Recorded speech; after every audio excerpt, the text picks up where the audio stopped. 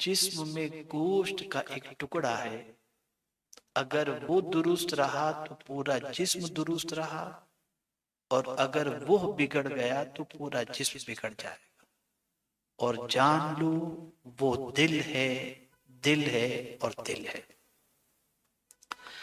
आंखें पहले खता नहीं करती, पहले दिल बिगड़ता है, सोच बिगड़ती है, हाथ बिगड़ता है। सारे आज़ाए जिस्मानी के बिगड़ने की बुनियादी वजह बनती है दिल। अगर दिल सलामत है तो पूरा वजूद सही रहेगा, और अगर दिल बिगड़ गया तो पूरा वजूद बिगड़ जाएगा। इसीलिए हजरत इब्राहिम अला नबीना अलैहिस्सलातु व तस्लीम ने रसूल आजम सल्लल्लाहु अलैहि वसल्लम के हवाले से जो दुआ फरमाई, आखिरी नबी से मुताल्लिक, अपनी नस्ल से जो नबी पैदा हो उस रसूल की शान क्या हो, तो दुआ की, रब्बना वबअस फीहिम रसूलन मिनहुम यतलू अलैहिम आयातिका व युअल्लिमुहुमुल किताब व युज़क्कीहिम। कि ये रसूल सिर्फ किताब की तालीम नहीं, दिलों की सफाई भी फरमाने वाले। तो दिल की सफाई ये बुनियादी चीज है। और अगर किसी का दिल बीमार है तो आप समझ लीजिएगा कि उसकी बीमारी की वजह से पूरा वजूद गुनाहों के दलदल में डूब जाता है। और अगर किसी का दिल दुरुस्त हो गया तो इंशाअल्लाह नज़ीम उससे उसके पूरे वजूद से नेकियां और भलाइयां सरसद होती हैं। बातिनी गुनाहों में सबसे बड़ा गुनाह जो दिल का है, बातिनी है ना, जाहिरी गुनाह तो आप समझते हैं, बातिनी गुनाह वो दिल का गुनाह है। इसलिए कि दिल ही के अंदर हसद पैदा होता है, बुग़्ज़ पैदा होता है, कीना पैदा होता है, नाजायज मोहब्बतों का जज्बा पैदा होता है, सारी चीजें दिल के अंदर पैदा होती है। तो अब सूफिया किराम ने, खास तौर पर इमाम गजाली रहमतुल्लाह ताला अलैह ने दिल को संवारने के हवाले से फरमाया, पहली चीज जो दिल को संवारने से मुताल्लिक है वो है तौबा। और दूसरी चीज जिसका आज तस्करा इंशाअल्लाह अज़ीम होगा, उसके हवाले से फरमाया गया कि जिसका दिल अल्लाह के खौफ से खाली हो उसका दिल बिगड़ जाता है। तो दूसरी चीज जो दिल को संवारने से मुताल्लिक फरमाई गई वो ये है कि दिल में अल्लाह का खौफ पैदा करो। अल्लाह से जब आदमी बेखौफ होता है तो गुनाहों में गिरफ्तार हो जाता है, और जब अल्लाह का खौफ उसके दिल में पैदा हो जाए तो उसका हाथ पैर सारी चीजें उसके गुनाहों से बचती हुई नजर आती है। मेरे प्यारे साथियों, अल्लाह रब्बुल इज्जत जल्ल जलालहू को भी ऐसा दिल पसंद है जिस दिल के अंदर उसका डर मौजूद हो, जिस दिल के अंदर उसका डर मौजूद हो। यहां तक कि माल और औलाद के बारे में कुरान कहता है, यौम ला यनफ़उ मालुन वला बनून, क़यामत के दिन माल और बेटे नफा नहीं पहुंचाएंगे, नहीं पहुंचाएंगे।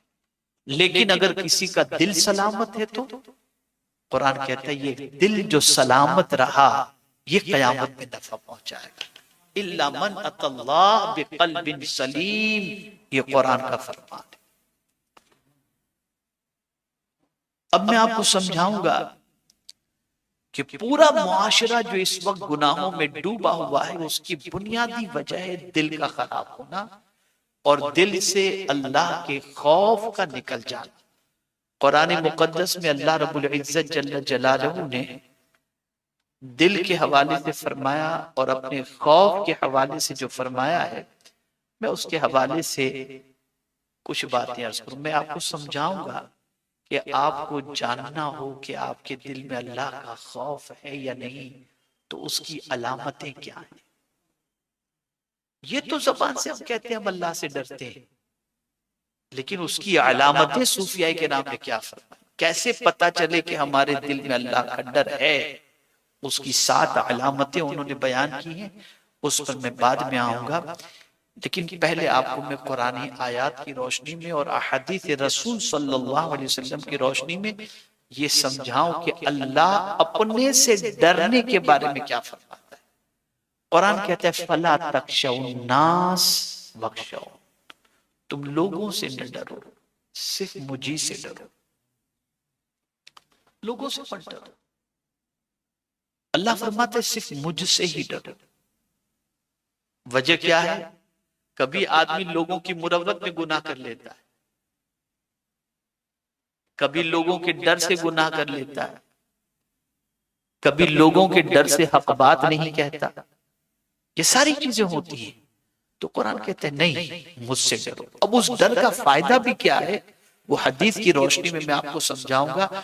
और अगर कोई बंदा इंसानों के डर से गुनाह कर रहा है और अल्लाह के डर की परवाह नहीं करता तो उसका भी अंजाम क्या है, ये भी अल्लाह के रसूल सल्लल्लाहु अलैहि वसल्लम ने इरशाद फरमाया।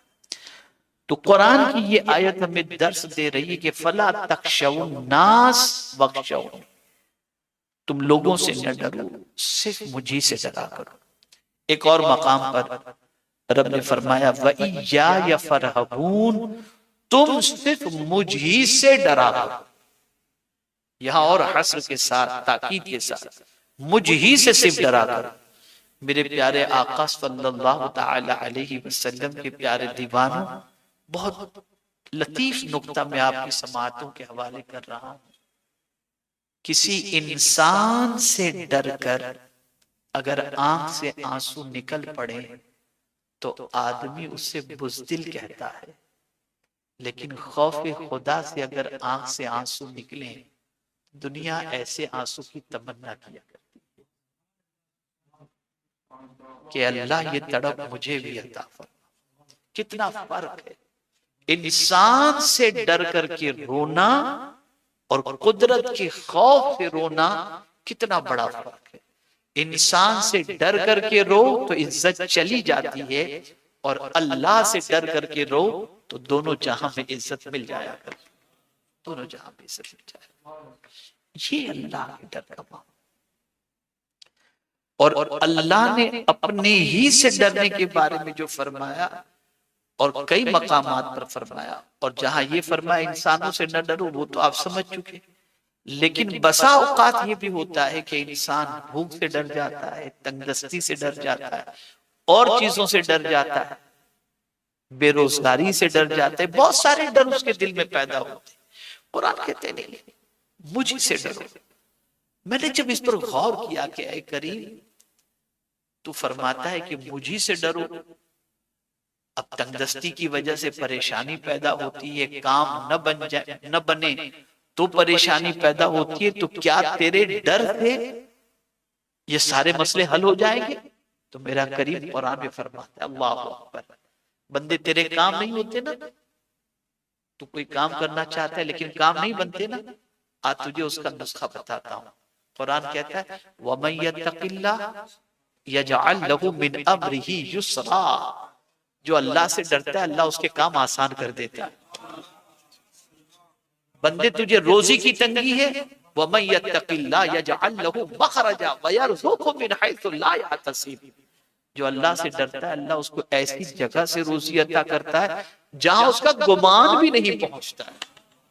नुस्खा एक ही है और जज़ा कई नजर आती।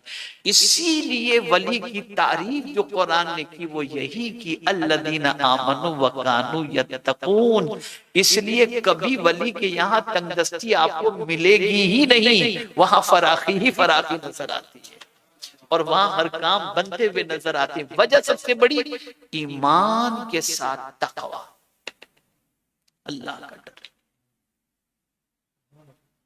चूंकि अब इसको दूसरे एंगल से मैं समझाता हूं, गुनाह होते हैं तो रोजी में तंगी पैदा होती है, गुनाह होते हैं तो और सारी परेशानियां पैदा होती है। कुरान ने कहा मा असाबका मिन मुसीबतिन फबिमा कसबत अयदीकुम, जो तुम्हें मुसीबतें पहुंचती हैं वो तुम्हारे हाथों की कमाई है।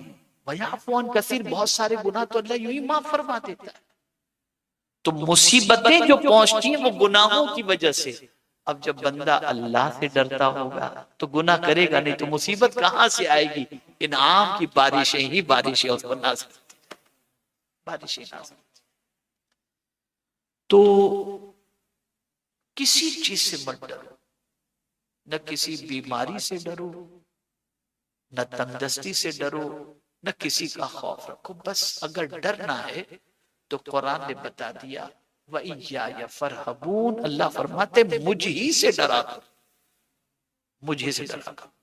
मेरे प्यारे आका सल्लल्लाहु अलैहि वसल्लम के प्यारे दीवानों, एक और मकाम पर परवरदिगार जल्ल जलालहू ने इंसानों से खिताब फरमाया कि तुम्हें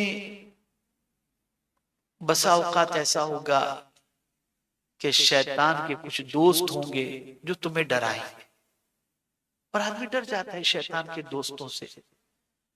तो उस वक्त तुम्हें क्या करना है? अगर तुमको देखना है कि तुम्हारा ईमान है या नहीं दिल के अंदर, पक्के मोमिन हो कि नहीं हो, दावा तुम मोमिन होने का कर रहे हो ना, लेकिन पक्के और सच्चे मोमिन हो या नहीं हो, तो इसकी एक अलामत कुरान बता रहा है। कुरान बता, इन्नमा ज़ालिकुमुश शैतानु युखव्विफु औलियाअह फला तखाफूहुम वखाफूनी इन कुंतुम मुमिनीन। ये शैतान है जो तुम्हें अपने दोस्तों से डराता रहता है, चुनांचे तुम इंसानों से न डरो, मुझ ही से डरो अगर तुम साहिब ईमान हो।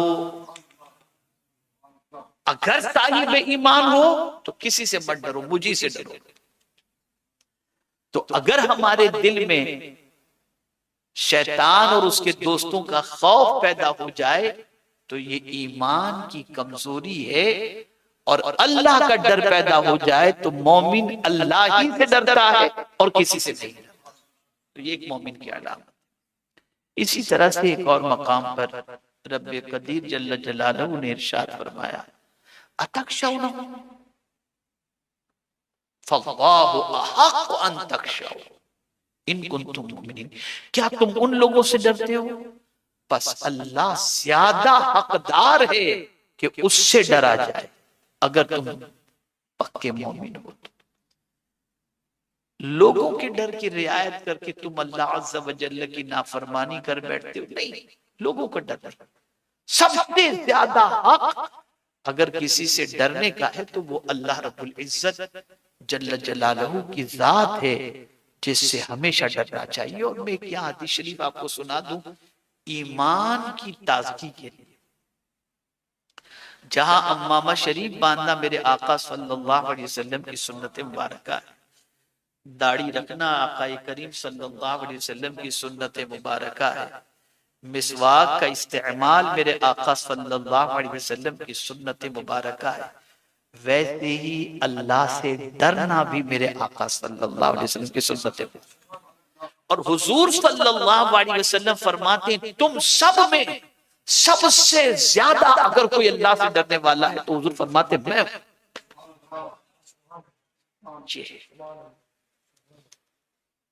तो ये भी हुजूर सल्लल्लाहु अलैहि वसल्लम की सुन्नत है। तो इस सुन्नत पर अमल हम कब करेंगे? हमने सारी सुन्नतें तो सीखी, कभी ये सुन्नत भी हमने सीखने की कोशिश की? चूंकि आप में से ज्यादातर मुबल्लिगीन हैं, ठीक है दुनिया के और भी लोग सुन रहे हैं, लेकिन खास तौर पर ये रूहानी नशीस मुबल्लिगीन के लिए ही होती है।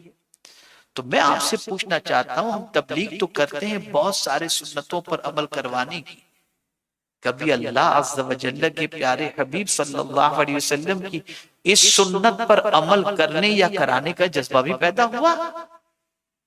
तो इस सुन्नत को भी जिंदा करो, अल्लाह अज़्ज़ा व जल्ल से खूब डरने का जज्बा अपने अंदर पैदा करो। इसी तरीके से एक और मकाम पर परवरदिगार जल्ल जलालहू ने इरशाद फरमाया, मन खशिया रहमान बिल गैब वजाअ बिक़ल्बिन मुनीब, जो बिन देखे रहमान से डरता था वो ऐसा दिल लिए हुए आया जो याद इलाही की तरफ मुतवज्जा था। सुभान अल्लाह। जो बिन देखे रहमान से डरा, बिन देखे, अल्लाह को देखा नहीं। अब आप देखिए इसको, हमने रमजान के रोजे तो रखे लेकिन सबक नहीं सीखा। बस वो 1 महीने तक याद रहता है, लेकिन वो एक प्रैक्टिस कराई जाती है एक तसव्वुर के लिए। इसको मैं समझाऊं।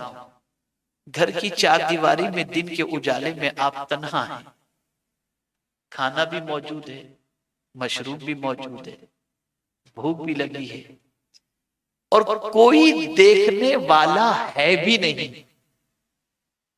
कोई देखने वाला है भी नहीं, लेकिन फिर भी रोजे की हालत में कोई देखता हो या न देखता हो, हम फ्रिज खोल करके जूस की बोतल निकाल कर पीते नहीं है।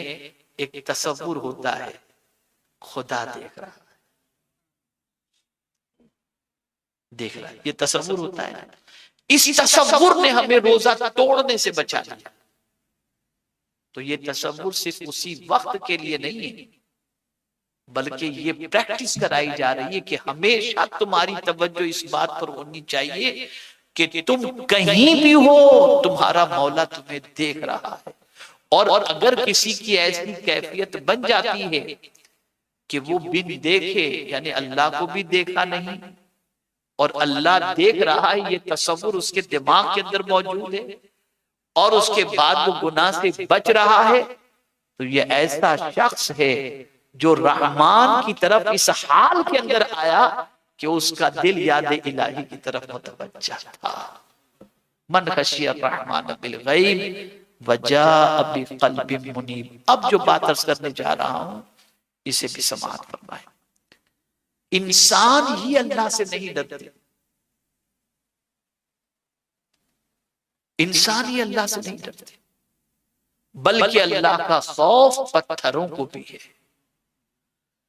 अल्लाह का खौफ दरख्तों को भी है, अल्लाह का खौफ जमीन को भी है, अल्लाह का खौफ आसमान को भी है, और अल्लाह का खौफ फरिश्तों को भी है, अल्लाह का खौफ हर मखलूक को है।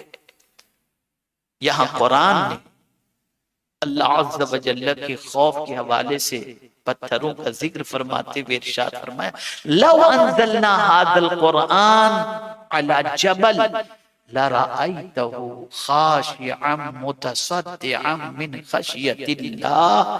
अगर हमने इस कुरान को किसी पहाड़ पर उतारा होता तो आप देखते कि वो झुक जाता अल्लाह के खौफ से, वो झुक जाता अल्लाह के खौफ से, और सिर्फ झुक ही न जाता बल्कि पाश पाश हो जाता, टुकड़े टुकड़े हो जाता। और इसी के साथ ये भी आप समझ लें कि ये जो पहाड़ों के अंदर जो पत्थर से पानी के चश्मे निकलते हैं ना, ये भी खौफे खुदा की वजह से। और कभी जो पहाड़ से पत्थर लुढ़क कर नीचे जो आता है, ये भी खौफे खुदा की वजह से कुरान शरीफ के अंदर मौजूद है। पत्थर भी अल्लाह से डरते। अच्छा, पत्थर क्यों डरते हैं? तो कुरान ने कहा, या अय्युहल्लज़ीना आमनू कू अनफुसकुम व अहलीकुम नारा वक़ूदुहन नास वल हिजारा। ईमान वालों, अपने आप को और अपने घर वालों को, अहलो अयाल को जहन्नम की आग से बचाओ जिसका ईंधन इंसान और पत्थर हैं। जब से ये आये करीमा नाजिल हुई, पत्थर अल्लाह के खौफ से लरजते हैं, कांपते हैं और रोते हैं। इंसान पर गफलत इतनी तारी है कि वो खुदा से बेखौफी के अंदर अपनी जिंदगी को गुजारता हुआ नजर आता है। तो अल्लाह का डर ये हर गुनाह से बचने का अजीम तिर्याक है। अब हदीस मुबारका दो आप समाअत फरमाने, फिर मजीद में आपको कुरान की आयत के जरिए ये बताऊंगा इंशाअल्लाह कि खौफ खुदा का फायदा क्या है, फायदा क्या है। पहले दो हदीस समाअत फरमाए। आक़ाए करीम सल्लल्लाहु अलैहि वसल्लम ने इरशाद फरमाया, क़यामत के दिन अल्लाह अपने बंदों से पूछेगा। मुबल्लिग है ना आप लोग, दावत का काम कर रहे हो, सुनो गौर से। आकाए करीम सल्लल्लाहु अलैहि वसल्लम ने इरशाद फरमाया, कयामत के दिन अल्लाह ताला अपने बंदों से पूछेगा, जब तुमने बुराई को देखा तो उसको बदलने की कोशिश क्यों न की? जब तुमने बुराई को देखा तो उसको बदलने की क्यों कोशिश नहीं की? बंदा कहेगा, ए अल्लाह, लोगों की डर की वजह से। किसकी वजह से? लोगों की डर की वजह से। उस पर अल्लाह ताला फरमाएगा, मैं ही उसका मुस्तहिक था कि तुम मुझसे ही डरता। मैं इसका सबसे ज्यादा मुस्तहिक था कि तुम मुझी से डरता। अब जब खुद ही गुनाहों में हम गिरफ्तार हो जाएं तो फिर गुनाहों से रोकेंगे कैसे? हमारा दिल गुनाहों की तरफ खुद ही माइल होता हो तो किसी को बुराई से रोकेंगे कैसे? तो याद रखें, कयामत में अल्लाह अज़्ज़ व जल अपने बंदों से ये सवाल पूछेगा कि बुराई को देखा और बदलने की ताकत रखने के बावजूद तूने इसकी कोशिश क्यों नहीं की? क्या ये बात सही नहीं है कि हम लोगों की मुरव्वत में बुराइयों को झेल लेते हैं और बदलने के लिए या उससे बचने की ताकीद नहीं करते? वजह क्या होती है? मुझसे नाराज न हो जाए। ये कयामत के दिन सवाल का पहला। दूसरी बात, दूसरी हदीस मुबारक उम्मुल मुमिनीन हजरत आयशा सिद्दीका रदियल्लाहु ताला अन्हा से रिवायत है कि हुजूर सल्लल्लाहु अलैहि वसल्लम ने फरमाया, जो शख्स लोगों की नाराजगी मोल लेकर अल्लाह को राजी करता है तो उस पर अल्लाह ताला राजी हो जाता है। यानी एक बंदे ने सोचा, ये नाराज हो तो हो, मुझे क्या लेना देना है, मेरा रब राजी हो बस काफी है। तो मेरा मौला उस बंदे से राजी हो जाता है, मेरा बंदा मेरा अल्लाह उस बंदे से राजी हो जाते हैं और लोगों को भी उससे राजी कर देता है। ये कमाल की, लोगों को भी उससे राजी कर देता है, लोगों को भी उससे राजी कर देता है। और जो कोई अल्लाह को नाराज करके लोगों की रजामंदी का तालिब होता है तो उस पर अल्लाह ताला खुद भी नाराज हो जाता है और लोगों को भी लोगों को भी उस पर नाराज कर देता है। अब यहां बहुत समझने की बात है। कभी ऐसा होता है कि ऐसे लोगों के साथ बैठना उठना हो जाता है जहां पर खुराफात वगैरह का कुछ मामला हो, तो आदमी मुरव्वत के अंदर, यार ये बोल रहा है तो चलो खड़े होकर पानी पी लो, खड़े होकर कुछ खा लो, इस तरीके का ख्याल पैदा हो जाता है।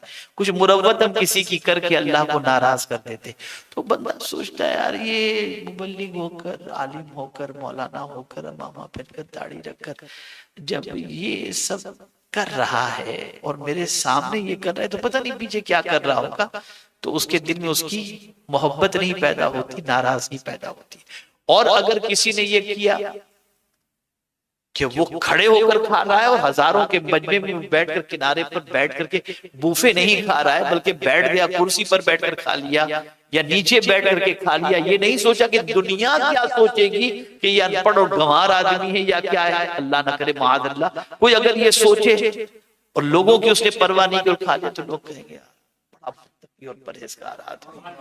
ये उसके दिल में मोहब्बत किस चीज ने पैदा की? मेरे करीम ने पैदा फरमाई उस अमल की वजह से जो अमल उसने अल्लाह की रजा की खातिर किया। तो मुबल्लिग को चाहिए कि कभी भी इंसान को राजी करने के चक्कर में अल्लाह को नाराज न, अल्लाह को नाराज न करे। और अगर कोई अल्लाह को राजी कर ले और इस चीज की परवाह न करे कि लोग मुझसे नाराज होंगे, तो अल्लाह ऐसे की मोहब्बत लोगों के दिलों में खुद ही पैदा करवा देता है। ये उस करीम की शान है। मेरे प्यारे साथियों, अब आइए चंद आयतें मैं आपको कुरान मुकद्दस की रोशनी में खौफ खुदा के फायदे से मुताल्लिक। भाई डरने से भी फायदा होता है, ये भी एक कमाल की बात है। अल्लाह से डरने के भी फायदे होते हैं। और एक फायदा तो सिर्फ इतना सा मैं आपको बता दूं कि इज्जत हर कोई चाहता है। किसके सामने चाहता है? यार ये मालदार है, अपनी इज्जत इसके सामने बन जाए, मिनिस्टर है ना, बड़ा आदमी, इसके सामने इज्जत बन जाए तो मजा आ जाए यार, ये अपने गुण गाए तो बहुत अच्छा। जहन में सवाल आते, लेकिन सबसे बड़ा कौन है बोलिए? तो मेरे मौला ने बताया कि इनको खुश करने के लिए तो तुमको काफी पापड़ बेलने पड़ेंगे, लेकिन अगर मेरे नजदीक तुम इज्जत वाले बनना चाहते हो तो एक ही नुस्खा तुम्हें दिया जाता है, इन्ना अकरमकुम इंदल्लाहि अत्काकुम, कि बेशक अल्लाह के नजदीक तुम में सबसे ज्यादा इज्जत वाला वो है जो सबसे ज्यादा अल्लाह से डरने वाला है। तो जिसे अल्लाह के यहाँ इज्जत मिल जाए फिर क्या चाहिए? तो औलिया किराम होशियार थे, वो होशियार थे। हम बेवकूफ लोग हैं, हम इसके पास इज्जत चाहते हैं, उधर इज्जत चाहते हैं, उसके अल्लाह वाले तो सोचते थे ये क्या, ये कड़का दूसरे को क्या देगा, ये मर जाने वाला किसी को क्या देगा। तो उनकी सारी तवक्कुआत और सारी तवज्जो अल्लाह की तरफ होती थी, और हमेशा वो यही चाहते थे इंसानों के नजदीक मुअज़्ज़ज़ होकर क्या करना है, कुदरत के नजदीक इज्जत वाले बन जाए तो बहुत अच्छा है। तो मेरे करीम ने ये नहीं फरमाया कि 2 करोड़ रुपया तू मेरी राह में खर्च करेगा तो इज्जत दूंगा, ऐसा नुस्खा बता दिया कि गरीब भी उस पर अमल करके इज्जत हासिल कर सकता है। और वो नुस्खा बता दिया, बस बंदे तू सिर्फ इतना कर ले, तू मुझसे डर, मैं तुझे इज्जत अता करूंगा। इसको मिसाल के जरिए समझाऊं, फटा पुराना कपड़ा पहन करके कोई आ जाए तो महफिल से निकाल दिया जाता है ना, देखा जाता है लिबास कैसा है। लेकिन कुर्बान जाइए औलिया की अजमत पर, बेबद वाले कपड़े पहन करके चले जाते तो बादशाह खड़ा हो जाता था। ये इज्जत कैसे मिली थी? तकवा की, अल्लाह से डर की बुनियाद पर।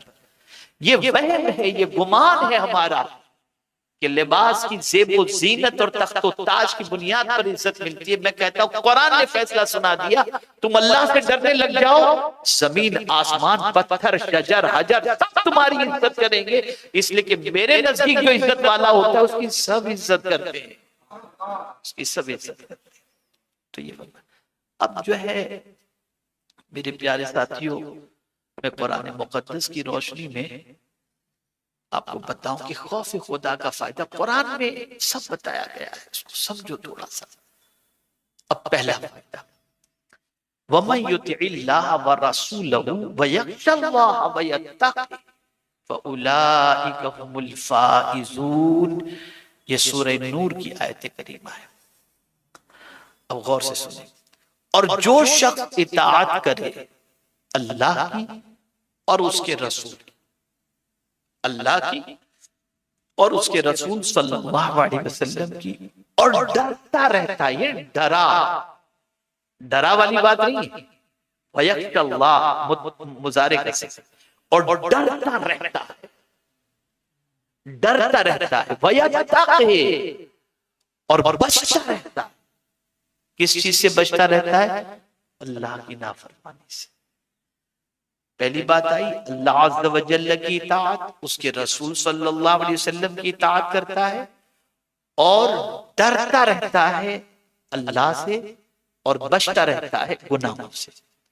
तो मेरा मौला फरमाता है फउलाइका हुमुल फाइजून, तो यही लोग कामयाब। अब अल्लाह से डर का फायदा ये हुआ कि अब दुनिया की कोई ताकत हमें शिकस्त नहीं दे सकती। रब ने फरमा दिया कामयाबी तुम्हारा मुकद्दर बन जाएगी।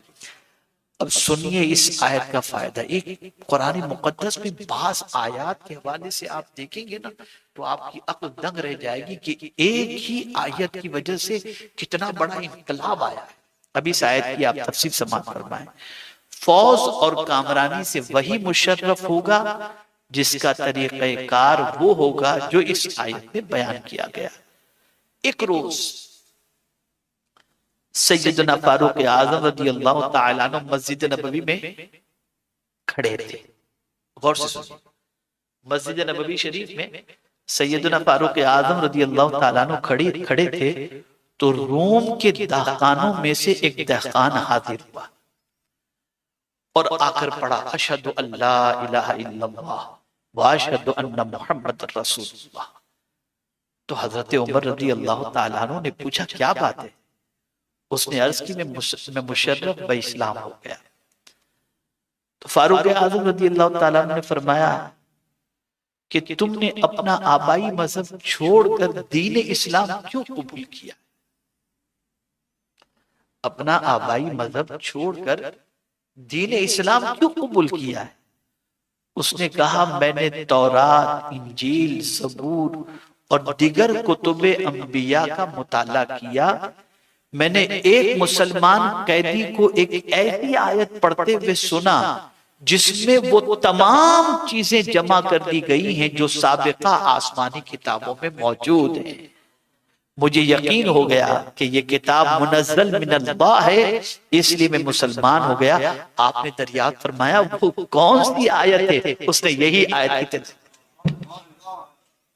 वमन युतिइल्लाह व रसूलहु व यख्शल्लाह व यत्तक़ी फउलाइका हुमुल फाइज़ून। आप अंदाजा लगाएं, एक आयत ने इस्लाम कबूल करवा दिया और इस आयत के बारे में उनका कहना यह था कि आसमानी किताबों का मैंने मुताला किया, उन सारी किताबों में मौजूद मवाद का निचोड़ मुझे इस आयत करीमा के अंदर मिल गया।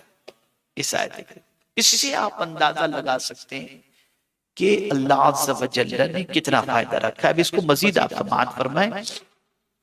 ये सुनकर सैयदना फारूक आजम रज़ी अल्लाह तआला अन्हु ने फरमाया कि अल्लाह ताला ने हुजूर सल्लल्लाहु तआला अलैहि वसल्लम को जवामिउल कलीम बनाया है। और आगे इरशाद फरमाते हैं कि जो शख्स फराइज में अल्लाह की इताअत करता है, ये फारूक आजम का कौल अर्ज करता हूं, जो शख्स फराइज में अल्लाह ताला की इताअत करता है और सुन्नतों में उसके रसूल सल्लल्लाहु अलैहि वसल्लम की पैरवी करता है। अब देखिए, डर और बचने के हवाले से कितनी प्यारी वजाहत फरमाई है फारूक आजम ने कि दिमाग की गुत्थियां बिल्कुल जो है ना वो सुलझ गई अल्हम्दुलिल्लाह।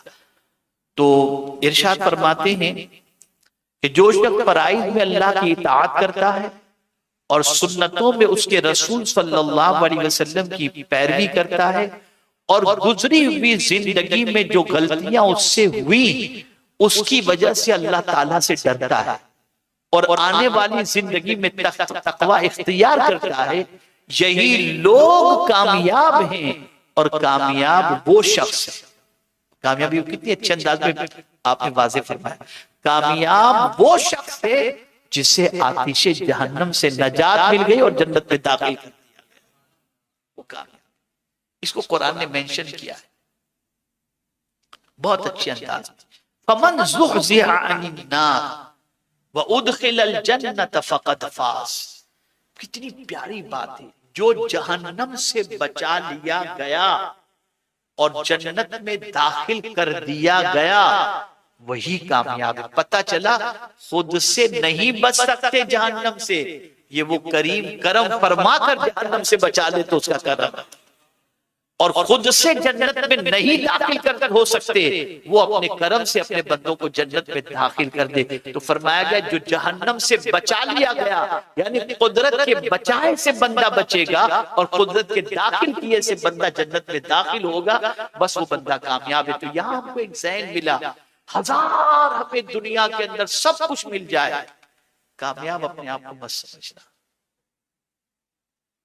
हम कामयाब उस वक्त होंगे जब हमारा एक कदम बहिश्त के अंदर दाखिल हो जाए।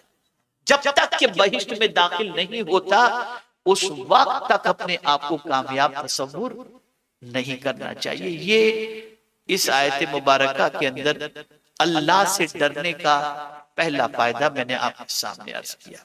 अब आइए दूसरी आयत करीमा की तरफ, व अम्मा मन खाफ़ मक़ाम रब्बिही व नहन नफ्स अनिल हवा फ़इन्नल जन्नत हियल मावा।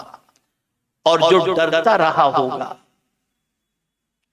अपने रब के हुजूर खड़ा होने से और अपने नफ्स को रोकता रहा होगा ख्वाहिश से, यकीनन जन्नत ही उसका ठिकाना होगा। मुख्तसर में दो बातें बता दी, अल्लाह से डरने के हवाले से और ख्वाहिशात से बचने के हवाले से, दो बातें, और फिर जन्नत का मुद्दा बता दिया गया। कुरान का ये एक अजीम अंदाज है बयान करने का। कभी किसी चीज की बड़ी तफसील आती है, कभी किसी चीज को बड़े मुख्तसर अंदाज में। जैसे एक मकाम पर जन्नत के हवाले से कई सिफात का जिक्र किया सूरह मोमिनून के अंदर, अगर आप देखें तो क़द अफ़लहल मुमिनून अल्लज़ीना हुम फ़ी सलातिहिम ख़ाशिऊन वल्लज़ीना हुम अनिल लग़्वी मुअरिदून वल्लज़ीना हुम लिज़्ज़काति फ़ाइलून वल्लज़ीना हुम लिफ़ुरूजिहिम हाफ़िज़ून। ये बताते बताते बताते बताते फिर आखिर में फरमाया उलाइका हुमुल वारिसून अल्लज़ीना यरिसूनल फ़िरदौस हुम फ़ीहा ख़ालिदून। इतनी सिफात के बाद और कहीं फरमाया जो अल्लाह के सामने खड़े होने से डरा और ख्वाहिश से बचा उसके लिए जन्नत है। ये कुरान का अजीम एजाज है कि कभी दो जुमलों में सब समझा देता है और कभी जो है वजाहत के साथ किसी चीज को। तो अब यहाँ दो चीजें बताई गई, गौर से सुनिए। व अम्मा मन खाफ मकाम रब्बिही व नहन नफ्स अनिल हवा फइन्नल जन्नत हियल मअवा। और जो डरता रहा होगा अपने रब के हुजूर खड़ा होने से और अपने नफ्स को रोकता होगा हर बुरी ख्वाहिश से, यकीनन जन्नत ही उसका ठिकाना होगा। तो डरने का फायदा एक हमको ये मिला कि डरने की वजह से अल्लाह रब्बुल इज्जत जल्ल जलालहू हमें जन्नत अता फरमाएगा। ठीक है, अब आइए इसको थोड़ा सा समझें तफसीर के जरिए, ताकि जहन में बात अच्छी तरीके से बैठ सके। एक गिरोह इससे पहले का जो जिक्र है ना, जहन्नम जिसका ठिकाना होगा, इससे पहले उसका जिक्र है फ़इन्नल जहीम हियल मावा। और उसके बाद वअम्मा मन खाफा, तो जहन्नम जिसका ठिकाना होगा उसकी तफसीर अलग है और उसके सिलसिले में वज़ाहत कुरान मुक़द्दस में अलग है। मैं उस तरफ आपको ले जाना नहीं चाहता। वजह क्या है कि आज का मौजू जो है उस मौजू की मुनासिबत से, तो जहन्नम जिसका ठिकाना है उसका तज़किरा आगे की आयतों में है। अब परवरदिगार ने जन्नत के बारे में, ये कुरान का एक अजीम जो है वो मौजज़ा अगर कहें, और कुरान की एक अल्लाह अज़्ज़ व जल्ल की इस अजीम किताब की जो है वो इसका कमाल कहें तो गलत नहीं होगा कि हमेशा पैरेलल लेकर के कुरान चलता है। जहां ये कहा कि अम्र बिल मारूफ तो फरमाया नहीं अनिल मुनकर। तो ये कुरान मुक़द्दस में जहां जहन्नम का तज़किरा आएगा और जहन्नम के अंदर ले जाने वाले आमाल का तज़किरा आएगा, वही साथ में जन्नत में ले जाने वाले आमाल का तज़किरा भी आएगा और जन्नत के हवाले से भी तज़किरा आएगा। तो यहाँ पर भी इससे पहले जहन्नम जिसका ठिकाना होगा उसका तज़किरा है और उसके बाद जन्नत के हवाले से कि जन्नत किसका ठिकाना होगा। तो आपने समाअत फरमाया। तो दूसरा गिरोह उन लोगों का होगा जो उम्र भर ये तसव्वुर, ये बहुत अहम आयत है, ये तो सारी आयतें हैं लेकिन ये बहुत समझने के लिए। और दूसरा गिरोह उन लोगों का होगा जो उम्र भर ये तसव्वुर करके डरते रहे कि उन्होंने एक दिन अपने रब के रूबरू खड़ा होना है। अगर कोई शख्स ये तसव्वुर अपने दिमाग में बिठा ले कि एक न एक दिन तो अल्लाह के सामने हमको खड़ा होना है, ये तसव्वुर इंसान को गुनाहों से रोक देता। किसकी मजाल है अल्लाह के सामने खड़े होने। और मैंने जब रसूल गिरामी वक़ार सल्लल्लाहु अलैहि वसल्लम की एक हदीस मुबारका पढ़ी जिसका मफ़हूम है, रसूल आज़म सल्लल्लाहु अलैहि वसल्लम फरमाते, आयशा अगर किसी को मैदान महशर में सिर्फ रोक लिया गया और उससे मौला ने पूछा बंदे तूने ये क्यों किया, गया जहां उससे पूछना शुरू हुआ मामला कि ये क्यों किया, बस उसके लिए हलाकत है। और फिर हुजूर ने एक दुआ खुद उस वक्त तालीम फरमाई, अल्लाहुम्मा हासिबनी हिसाबन यसीरा, ए अल्लाह मेरा हिसाब आसान लेना, आसान लेना। अगर उसने पूछना शुरू किया, इसी वजह से मैं आपको बताऊं, एक ताजिर थे, बुजुर्ग थे, कपड़ा बुनने का काम था उनका। तो उन्होंने ये सोचा कि मैं बहुत अच्छा कपड़ा बुनूं और फला बड़े सेठ के पास लेकर के जाऊं तो ज्यादा कीमत मुझे मिलेगी। तो बड़ी मेहनत से उन्होंने कपड़ा बुना और वो बुनते वक्त, तैयार करते वक्त उनको यकीन था कि उन्होंने बहुत अच्छा बना दिया। लेकिन जब वो लेकर के ताजिर के पास पहुंचे, बड़े सेठ के पास, तो वो जांच करने में एक्सपर्ट था। उसने देखा तो कहा इसमें ये खामी है, इसमें ये खामी है, इसमें ये खामी, इसमें ये खामी, इसमें ये खामी है। बस इतना कहना था कि वो बुजुर्ग की आंखों से आंसू जारी हो गए। उसने कहा बाबा आप गम ना करो, मैं खरीद लूंगा आपका कपड़ा, ये तो जो खामी है वो मैं बता रहा हूँ। कहा तू खरीद या ना खरीद, मुझे इससे कोई मतलब नहीं है, तूने मेरी आंखें खोल दी।